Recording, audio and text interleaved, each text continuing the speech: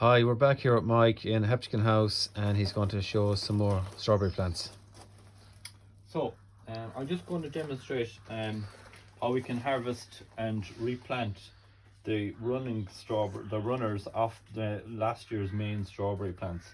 So this would have been, it actually wasn't a main plant last year, it was a runner as well, which had another runner off it. So this is how we see that's the runner, and there's the roots starting to develop on the new plant.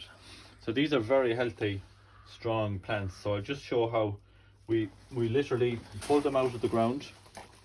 We then cut that runner off, so we cut that back off at the parent plant. Then we take off any excess or dead leaves that may be there, so we can see a nice head forming in the center of the plant.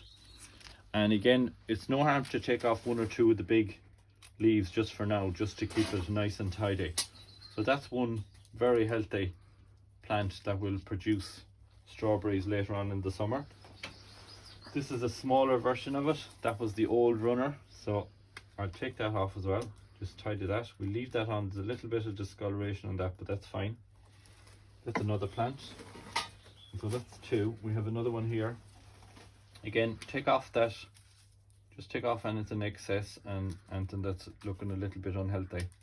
There's another perfect plant. A very good root system. These are very hardy roots as well, so they can be handled, unlike some plants. So that's three good strong plants. Here's another one. So again, we'll just nip off this, and it's an excess like that that's dying or looking a little bit worse for wear. There's another little shoot there.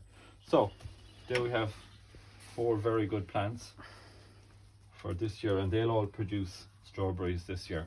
So we're actually going to pop them into this raised trough here that Mike has set up in this Hepticon house. So there are some other small plants in there. So there's some positions here. So it's literally just a matter of making a little bit of space into the soil.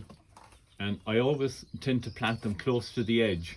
So when these develop, they'll grow out here and the fruit will start to hang out. So that way the fruit is never touching soil, and they will ripen very quickly, and you won't have any insects attacking them at that stage, because that's the last thing you want. So I'll just pop this one in the far side here. And do obviously different types of strawberry plants, or different breeds, so at different times of year they're going to have fruit, is it? Yeah, they're generally, though, if we sow in Ireland, they're generally just summer plants that we would sow. There aren't a huge amount of varieties of strawberries, so it's generally just from kind of June onwards we start to get the plants. So we might just pop in another bit extra soil on top of those last four we put in there.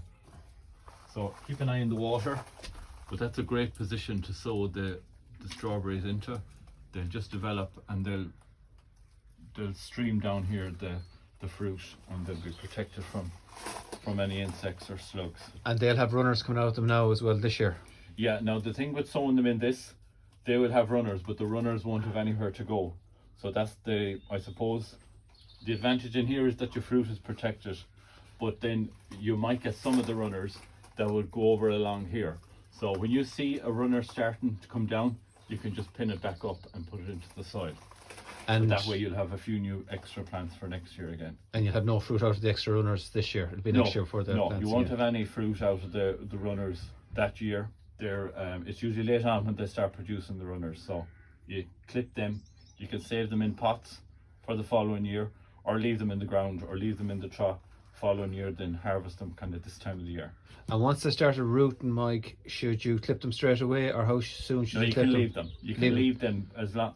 Once the fruiting stops, they'll be running. I suppose at that stage they'll have started to run. So you can leave them once the fruiting finish. You could. I usually leave them and do them the following year, in February or March. Okay, that's great, Mike. Thank you. Okay, no problem.